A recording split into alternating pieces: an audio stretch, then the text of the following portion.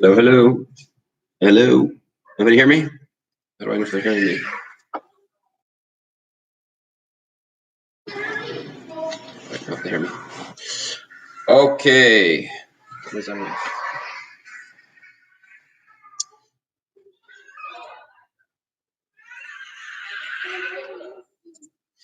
All right. If anybody has any questions or anything, you can try to WhatsApp to me. I might be able to read it as we do this class. Thank you all for joining. Let me just do this right here. Okay.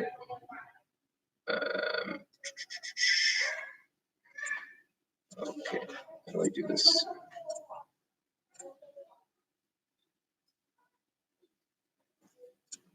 All right. Here we go. So, if you'd like to WhatsApp me with questions or if I ask these questions, want to answer it, I hope you guys are available to be able to do that. And if you can't hear me or anything, just let me know. So good morning, you all. Here we go for the second round of Chassidus in the morning on this channel, making of Chassidim, continuing the story of the Mordechai and Reb Chaim. Here we go.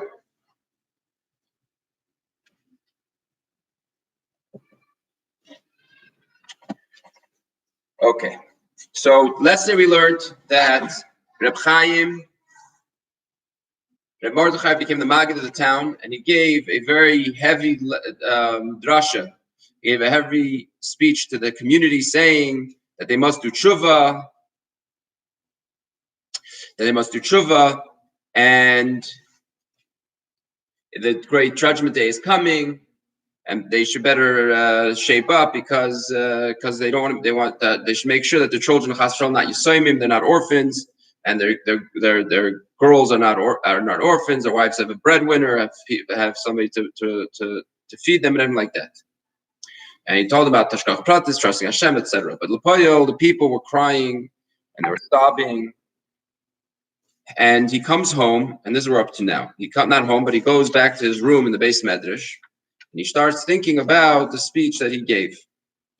When he's sitting alone in his cheder, he starts to think over what he did in the shul.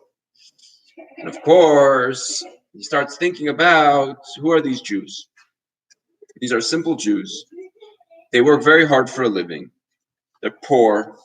They don't know very much any Torah. They don't know how to, and they tried their best to daven. They tried their best to daven. They tried their best to do mitzvahs. And not only that, they're coming to shul to hear. Thank you, Moshe Wiseman, for joining our class. So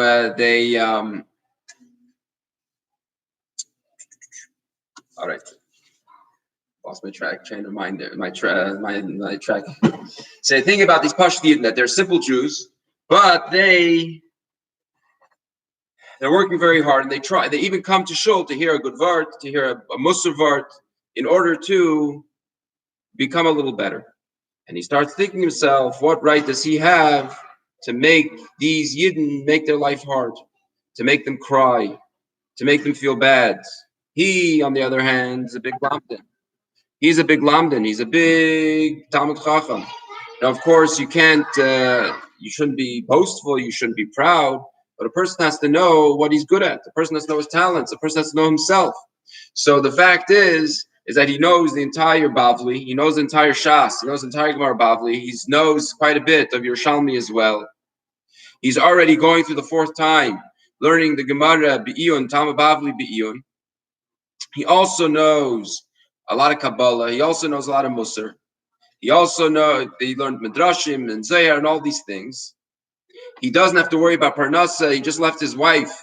He left her with enough herring, with enough flour, with a goat to give milk. He also gave him with 2 gardens that give vegetables and potatoes. And he went to the Rebbe for 2 years. So he doesn't have to worry about his Parnasa because he's taken care of. He also doesn't have to worry. He's also a lamdan. So why is he being hard on these Jews? for somebody like him, he has to demand from himself much more. And if that's the case, he's thinking to himself, and Mordechai is much worse than these Jews. These Jews that don't know anything, these Jews that are simple Jews, and they try their hardest to learn. They try their hardest to do what they could do mitzvahs, and even though they don't do very well or whatever, but at least they're trying hard. And and you can't have any complaints against them. How could you have anything say anything bad about them? They're trying their best. But he's a Talmud Chacham. He's a Lamdin. He's somebody who knows Kabbalah. Somebody who knows Musa. He should know a lot better than to make these people's lives hard. And he's thinking that the whole way of Musar, the whole way of putting somebody down and giving somebody a hard time about the terrible things that they did is not the way of Chassidus. That's not the way of the Baal Shem Tov. That's not what he grew up to. That's not what he learned by the Baal Shem Tov. Is to make somebody's life hard, to put somebody down, to make somebody cry. The whole idea of Chassidus is to pick up, to lift up Yidden. Especially when you're talking about Tmimistic Jews, especially when you're talking about simple Jews that are trying their hardest. What kind of business does he have? What kind of business does he have to make these lives hard? Before we continue, this reminds me of a story, and I think this story really highlights the way a chassid looks at another Jew. And the story is like this. The details of the story I don't remember exactly. You guys can look it up if you would like to. But the story goes something like this. One time, the Mittler Rebbe was traveling. The Mittler Rebbe, if anybody knows, well, you all should know already, that the Mittler Rebbe was somebody whose entire life was Chassidus. He breathed, lived, ate, drank Chassidus. That's what his life was. As you know, the Tzemach Tzedek said that if you would cut the veins of the Mittler Rebbe, blood wouldn't come out, Chassidus would come out. That was his life. His life was Chassidus. There's stories. He was when he was passing away in Tes Kislev. The doctor tells his friend, he says, "You want to see something? Amazing?" He says, "Tell the Mittler Rebbe that he can say Chassidus. Watch what happens." And they, because they didn't allow him because of his health, so the doctor goes over and says, "You can say Chassidus." Immediately, he was in a coma. He was in a coma. The Mittler Rebbe. When he told him he could say Chassidus, he jumped up. He asked for his hat, his gartel. He started saying Chassidus. The Mittler Rebbe's entire life was Chassidus, and meaning that how can we know how great a tzaddik is, a Rebbe like the Mittler Rebbe? His davening, his mitzvahs, his everything. The story goes that once he was traveling, and he meets in a certain city. There was a chassid, and this chassid also was a chassid. He was not on the level of the Mittler Rebbe, of course, at all. But he used to daven. He used to daven for quite some time for arichas, and he would get very into his davening and everything. Anyway, he gets to the conversation with the Mittler Rebbe, and this chassid tells the Mittler Rebbe, "Why are you so proud of yourself? Why do you think you're so great? Look at you. You're somebody whose father is a Rebbe. You are a child of a Rebbe. Who knows with what thoughts the Rebbe brought you into the world? Who knows with the education that you got, being in the son of a tzaddik like the Rebbe, like the Rebbetzin. You lived in a house which is completely full of kedusha. There's only kedusha. You lived in a Rebbe's house. That's where you grew up. Who are your acquaintances? Who are your friends? Who do you deal with? Chassidim, other Chassidim with the Rebbe. This is your life. So what? You have big whoop that you're somebody who could learn Torah, that you're somebody who's great in Chassidus, that davens for very long. That's obvious. Of course, somebody like you is going to be like that. Take somebody like me, the Chassid says. Well, what's my life? What did I grow up with? I hardly learned. I hardly had a chance to learn. From the youngest age, I had to go working. And what type of work do I do? I have to collect my money from the peasants, from the goyim, in the farms or in the villages around the towns. So what do I do? I have to wake up early in the morning. I can't even daven yet because it's too early. I have to start making my rounds to collect my money.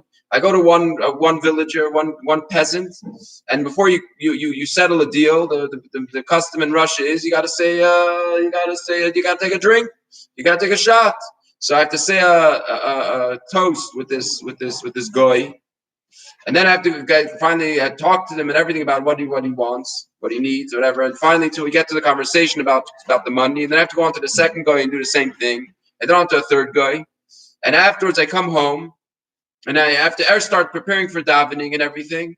You can imagine what such a life is: hanging out a whole week with goyim, hanging out, drinking with them, talking to them, and this is so. Of course, it's no surprise that I don't know how to daven. I can't that I'm not able to. The Metal Rebbe hears this, and he knew that this chassid was taka chassid, somebody who davened, and he davened bariches, he davened quite long. He comes running home to his father, and he says, he gets the yechidus with the Alter Rebbe, and he asks, what could he do to become a chassid? He says to the Alter Rebbe, I'm nothing. You know, this chassid had influenced, had realized that all of his great things and everything, because why? Because he grew up by a Rebbe, and he comes to the Alter Rebbe, and he starts crying bitter tears, asking the Rebbe, asking his father how he can become a chassid. So the Alter Rebbe told me that. We told him, not sure, whatever. Later on, this other chassid came for a visit to Liajna, and he met, and the Alter Rebbe saw him, and he said, "Thank you very much. You made a chassid out of my son. You made a chassid out of the Middle Rebbe." You see, this is the way a chassid looks at another Jew. A chassid looks at another Jew. He says, "Just because I grew up with chassidus, just because I grew up in frum, just because I grew up with Cheder mitzvahs and everything like that, but does that make me greater than somebody else? Does that make me better than somebody else? What about that other Jew? What about the Yid that didn't grow up like I did, that doesn't go to a Cheder, that doesn't have a chance to learn Torah, to learn Chassidus, to learn like I do? Yeah, so it's not right that I learn more Torah than them, I feel more mitzvahs than them, I eat more kosher than them, I keep more Shabbos than them, which is, of course, very important that we have to do that. But that doesn't make me any greater. In a sense, it could be the opposite of what the Mordechai is telling himself. The sense is, I have to demand for myself more. Because if my kosher is not as way it should be, then I have to up my game. You have a Jew who comes to a Chabad house. He never ate kosher in his life, or at least, of course, he ate kosher, but right. And he goes and he decides to start not drinking milk with his food, or he decides he's going to stop eating shellfish, or whatever the idea is. Why is he doing it? Because he finds out that a Jew, Hashem doesn't want you to eat shellfish. Hashem doesn't want you to eat milk and meat together. And he starts keeping kosher. Now, of course, you're keeping much more kosher than that. But this person, he's come from a totally different place. He didn't grow up with it. It's not what he grew up with. His stopping to eat milk and meat, his stopping to eat shellfish it's a much bigger sacrifice than you not eating it. You never tasted it in your life, you don't even know what it's like. You're not even sure you don't even know if it's good or not, right? You know, you drive down by a non-kosher restaurant, it's like not even an option. It's not even like, it's not like, should I go there, should I not go there? It's not even, should I go there, should I not go there? So where in our lives are we doing like that Pashto Yid is doing? Like that guy who's coming into our Chabad house? Where are we adding in kosher like that other Jew is? We spoke about in what we did, what we're talking about yesterday, as we're talking about what's going on in the world, right? Every day we should wake up in the morning, we have to ask ourselves, what am I doing today? What mitzvah am I adding today because of what's going on? What mitzvah am I doing to daven to somebody, say more tehillim for the people that are Rahman al-Islam, that are suffering because of this, right? I should demand for myself much more. Am I doing enough? Am I saying enough tehillim for people? Am I, just because I'm home from school, right? Am I wasting too much time? Am I taking my own free time? So there's not going to be classes that we're going to watch, be able to watch and everything. But how much time am I spending my free time taka learning? In yeshiva, I learned what? 4 or 5 hours a day. Am I matching that when I'm sitting home alone? We got to demand more from ourselves. Because we go to a Cheder. We are Lubavitchers. We are Chassidim. And then we look at another Jew and we see a Jew comes to my house to pick up matzah during coronavirus. It's an amazing, that's what more pleasure does Hashem have than another Yid doing what he wants in the most difficult of times? And that's what Mordechai was doing in this story. That's what you see Mordechai was doing is he recognizes that first of all, that knowing how great he was is not gaiva. That's another point that we have to touch on. Knowing how great you are, knowing how well you know your chumash, knowing how well you're doing in class. If you're a top student, if you're not a top, whatever it is, you have to know who you are. being somebody who's able to learn the entire Shas as Mordechai did 4 times, and saying to himself, "Oh, I can't do that." It's a big problem. Why? Because Hashem gave you an ability to learn the whole Talmud, the whole Gemara, and you're not using it. Why? Because you're telling yourself, "Oh, I can't be a Baal Gaiva. I can't think." No, you have to realize I'm smart enough to learn the whole Gemara 4 times, so I have to do it. I'm smart enough to learn through Mishnayos. Baruch Hashem, a lot of kids in our school are working on, right? Then do it. Because you have to be, whoa, it makes me a Baal Gaiva? No. You have to know who you are. And if you went through a good amount of learning, you did well on your test, you have to recognize that. You can't just be in denial. Oh, it's boasting if I do well. At the same time, as Mordechai is, don't feel proud about it. Don't be a Baal Gaiva about it. Why? Why was he not a Baal Gaiva? You see the way that Mordechai thinks. It's just like in a way that Moshe Rabbeinu. What do you say about Moshe being the biggest honor? We talked about this many times. Moshe being the biggest honor was, he knew how great he was. But he recognized that if somebody else, he would tell himself, that if somebody else had my abilities, had my parents, had my upbringing, had my neshama, so on and so forth, maybe they would have done a better job than me. The Mordechai is saying the same thing. If this Pashat Yid would have my abilities, would be as smart as I am, would have the opportunity to be Baal Shem Tov for 2 years, would have enough money as I have, enough to worry about Parnasa, they would do much better than me. What right do I have to tell this other person that they're not doing good? What else right do I have to tell this person to make him cry about the Yom Adin, about the day of judgment coming? I have no right to tell him that. That's what an Anav means. An Anav means is that he recognized how great he was, and he recognized he was much greater than these simple Jews. But he also recognized that I don't have what to take credit for. I can't be proud of it. I can't be proud that I have an ability that somebody else doesn't have, because I didn't make it. Hashem gave it to me. I can't be proud that I'm smarter than somebody else, because I didn't make myself smarter than somebody else. Hashem made me that. And I can't feel proud that I have parnas and everything, because it's Hashem gave it to me. It's not my doing, it's Hashem's giving it to me. And that's what Mordechai is thinking. That's how Mordechai thought. It reminds me of one more story. And I might have shared this before with you guys. I probably did. But I think it's a story, a parable. I think I must have shared this with you, but I'll repeat it again. So Rabbi Yael Khan, he says, what's the difference? I said a few times already. What's the difference between somebody who learns Chassidus and somebody who doesn't learn Chassidus?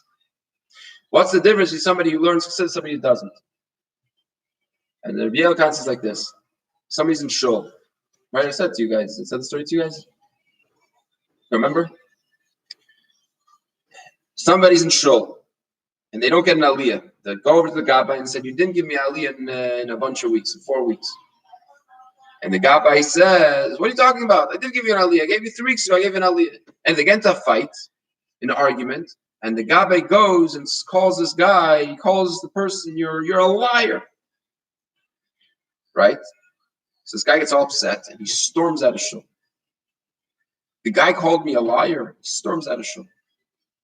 He's walking home, and every step he's taking, so somebody who doesn't learn Chassidus, what happens?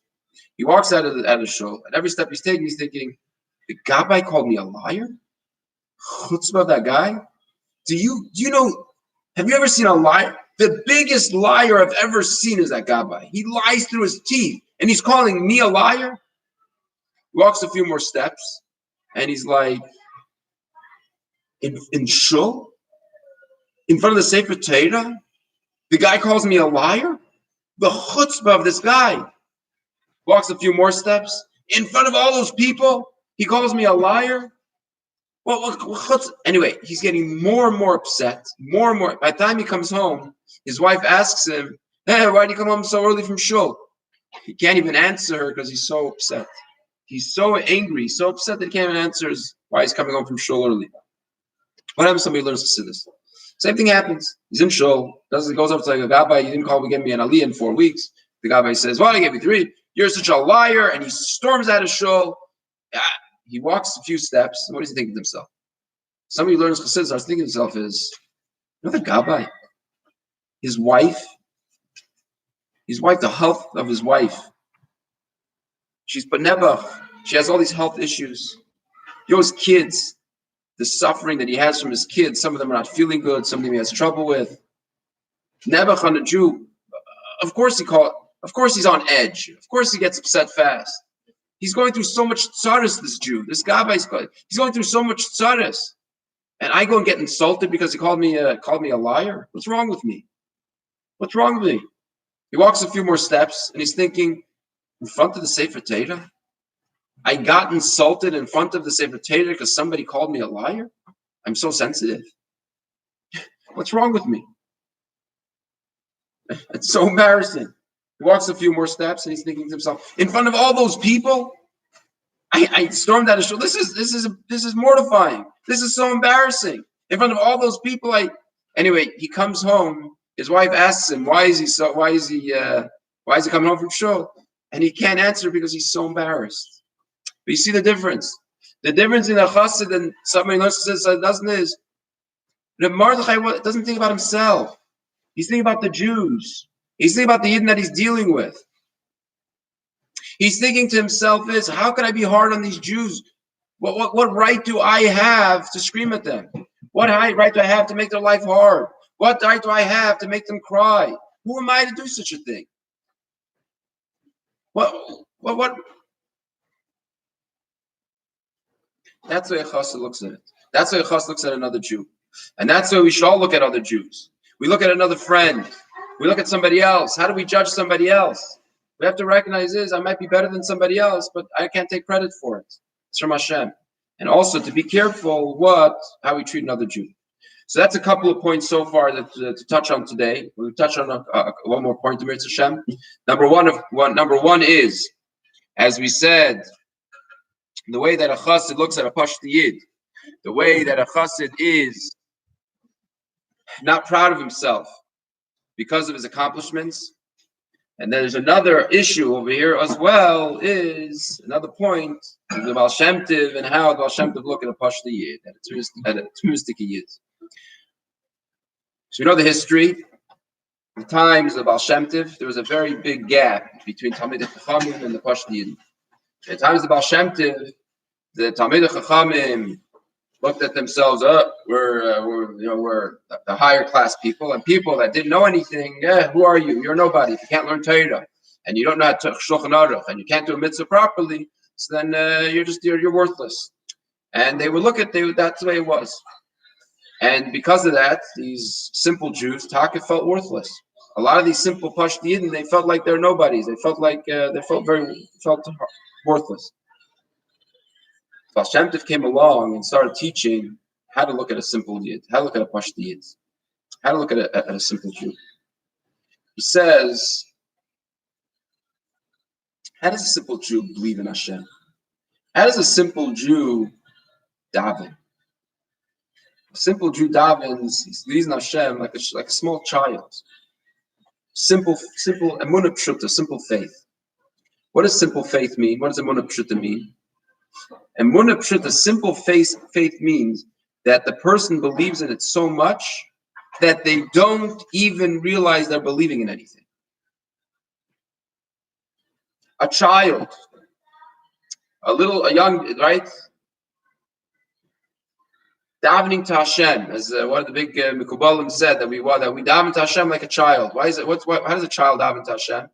A child davens to Hashem. He speaks to Hashem because he knows that there's an Eibush there, right? It's not because he believes that there's an Eibush there and he knows all the arguments, he knows all the things. There's an Eibush there, of course, right? And so you talk to the Eibush there. Why is doing mitzvah? Because that's the Eibush wants me to do. So I go ahead and do the mitzvah. What happens to the big Talmid Chacham? So for many, the big Talmidei Chachamim, they learned about the Eibush there, and they learned a lot with all the proofs and all the everything. So you go over to them and say, yeah, of course you believe in Hashem. I give you this proof, I give you that proof. But it's not simple. Simple means it's not like Moshe Rabbeinu. Moshe Rabbeinu talks to the Eibush there. He speaks to him like we speak to each other.